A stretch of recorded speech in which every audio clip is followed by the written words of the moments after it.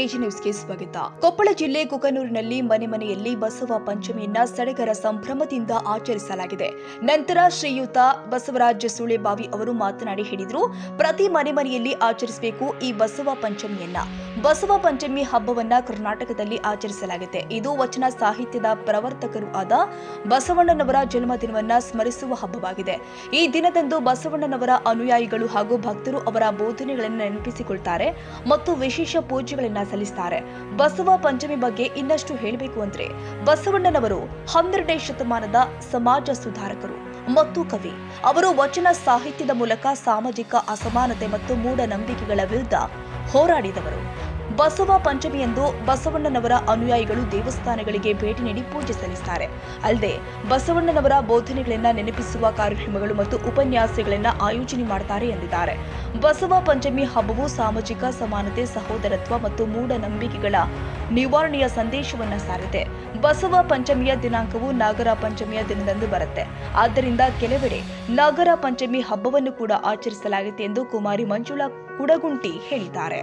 ಕರ್ನಾಟಕದಲ್ಲಿರುವಂತಹ ಹಿಂದೂಗಳು ಕನ್ನಡನೇ ಮಾತಾಡ್ತಾರೆ, ಲಿಂಗಾಯತರು ಕನ್ನಡದನ್ನೇ ಮಾತಾಡ್ತಾರೆ, ಹಿಂದೂಗಳು ಕನ್ನಡದಾಗ ಮಾತಾಡ್ತಾರೆ, ಕ್ರಿಶ್ಚಿಯನ್ರು ಕನ್ನಡದಾಗ ಮಾತಾಡ್ತಾರೆ, ಮುಸ್ಲಿಮರು ಕನ್ನಡದಾಗ ಮಾತಾಡ್ತಾರೆ. ಹ್ಯಾಂಗ್ ಬರ್ ಮಾಡ್ತೇನೆ ಆಚರಣೆಯಿಂದ ವೆರಿ ಗುಡ್. ಭಾಳ ಜಾಣರು ನಮ್ಗೆ ಗೊತ್ತಿಲ್ಲ. ನನಗೆ ಎಲ್ಲ ಮಕ್ಕಳು ಏನಿದಾರಲ್ಲ ಭಾಳ ಜಾಣರದಿರಿ ಅಂತ. ನಮ್ಮ ಹುಟ್ಟಿನಿಂದ ಹಿಂದುತ್ವ ಗೊತ್ತಾಗ್ತದೆ, ಹುಟ್ಟಿನಿಂದ ಕ್ರಿಶ್ಚಿಯನ್ ಗೊತ್ತಾಗ್ತದೆ, ಹುಟ್ಟಿನಿಂದ ಮುಸ್ಲಿಂ ಗೊತ್ತಾಗ್ತದೆ, ಹುಟ್ಟಿನಿಂದ ಲಿಂಗಾಯತ ಅಂತ ಗೊತ್ತಾಗ್ತದೆ. ಆದ್ರೆ ಮನುಷ್ಯತ್ವ ಅನ್ನೋದು ಏನಿದೆಯಲ್ಲ ಅದನ್ನ ಹುಟ್ಟಿನಿಂದ ಗೊತ್ತಾಗೋದಲ್ಲ. ಅದು ಆಗಲೇ ರಾಮಚಂದ್ರ ಹೇಳಿದ್ರು. ಹೆಂಗಪ್ಪ ಅಂತಂದ್ರೆ, ನಾವು ಹಸಿದವರ ಜೊತೆ ನಿಲ್ಲಬೇಕು, ಉಂಡವರ ಜೊತೆಗೆ ಅಲ್ಲ. ಯಾರ ಜೊತೆ ನಿಲ್ಬೇಕು? ನಾವು ಹಸಿದವರ ಜೊತೆ ನಿಲ್ಬೇಕು, ಉಂಡವರ ಜೊತೆಗಲ್ಲ. ನಿಮ್ ಜೊತೆ ನಾವು ಯಾಕಿದೀವಿ ಅಂದ್ರೆ ಈಗ ಅದ್ರಲ್ಲಿ ನಿಮ್ಗೆ 12 ಒಂದು ಹಾಕಂತ ಅಂತ ನಿಮ್ ಜೊತೆಗಿದೀವಿ ನಾವು, ಅಲ್ವಾ? ಅಂದ್ರೆ ಯಾರು ಹಸಿವಿನಿಂದ ನೆರಳ್ತಾ ಇದ್ದಾರೋ ಅವ್ರ ಜೊತೆ ನಾವು ನಿಲ್ಲಬೇಕು. ಯಾರು ದುಃಖದೊಳಗಿರ್ತಾರೋ ಅವ್ರ ಜೊತೆ ನಾವು ನಿಲ್ಲಬೇಕು. ಯಾರು ಕೆಳಗದಾರಲ್ಲ ಅವ್ರ ಜೊತೆ ನಿಲ್ಲಬೇಕು. ಏನಿದ್ರ ಜೊತೆ ಎಲ್ಲರೂ ಇರ್ತಾರೆ, ಅಲ್ವಾ? ಕೆಳಗಿದ್ದರ ಜೊತೆ ಯಾರು ಇರಲ್ಲ, ಬಿದ್ದವ್ರ ಜೊತೆಗೆ ಯಾರು ಇರಲ್ಲ. ಆ ಬಿದ್ದವರನ್ನ ಎದ್ದು ನಿಲ್ಲಿಸುವಂಥದ್ದೇ ಮನುಷ್ಯತ್ವ. ಮನುಷ್ಯತ್ವ ಅಂದ್ರೆ ಏನು? ಮಾನತ್ವ ಅಂದ್ರೆ ಏನು? ಯಾರು ಬಿದ್ದವರಲ್ಲ, ಕೆಳಗಿದ್ದಾರಲ್ಲ ಅವ್ರನ್ನ ಎಬ್ಬಿಸುವಂಥದ್ದು. ಯಾರು ದುಃಖದಲ್ಲಿದಾರಲ್ಲ ಅವ್ರ ಕಣ್ಣೀರನ್ನು ಒರೆಸುವಂತಹದ್ದು. ಅವ್ರ ಕಣ್ಣೀರನ್ನು ಒರೆಸುವಂಥದಕ್ಕಿಂತ ಬೇರೆ ಮಾನವತ್ವ ಯಾವುದೂ ಇಲ್ಲ, ಅದಕ್ಕಿಂತ ದೊಡ್ಡದು ಯಾವುದೂ ಇಲ್ಲ. ನಾವು ಸುಲಭವಾಗಿ ನಾವೇ ಹಾಕೊಂಡು ಸ್ವಾಮಿಗಳಾಗಬಹುದು.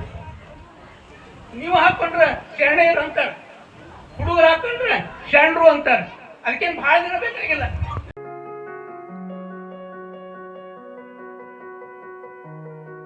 ಕನ್ನಡಿಗರ ಮೆಚ್ಚಿನ ನಿಮ್ಮ ಎಜೆ 24/7 ನ್ಯೂಸ್ ಕನ್ನಡ ವಾಹಿನಿ ಇದೀಗ ಟಿವಿಯಲ್ಲಿ ಲಭ್ಯ.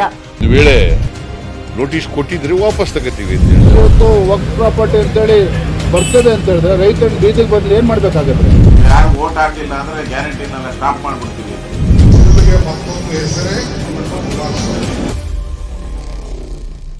ಕರ್ನಾಟಕ ಮತ್ತು ದೇಶ ವಿದೇಶ 360 ಡಿಗ್ರಿ ಸುದ್ದಿ ಹಾಗೂ ಉತ್ತರ ಕರ್ನಾಟಕ, ಬೆಳಗಾವಿ, ಬಾಗಲಕೋಟೆ, ಧಾರವಾಡ, ಹಾವೇರಿ, ಗದಗ, ಬಿಜಾಪುರ ಜಿಲ್ಲೆಯ ಕ್ಷಣ ಕ್ಷಣದ ವಿವರವನ್ನ ಪಡೆಯುವುದಕ್ಕೆ ಎಜೆ 24/7 ನ್ಯೂಸ್ ಕನ್ನಡ ವಾಹಿನಿಯನ್ನ ಲೈಕ್ ಮಾಡಿ, ವಿಡಿಯೋಗಳನ್ನ ಶೇರ್ ಮಾಡಿ, ಕಮೆಂಟ್ ಮಾಡುವ ಮೂಲಕ ನಮ್ಮ ವಾಹಿನಿಗೆ ಸಹಕಾರ ನೀಡಿ ಮತ್ತು ಚಾನೆಲ್ ಅನ್ನ ಸಬ್ಸ್ಕ್ರೈಬ್ ಮಾಡಿ. ಧನ್ಯವಾದಗಳು.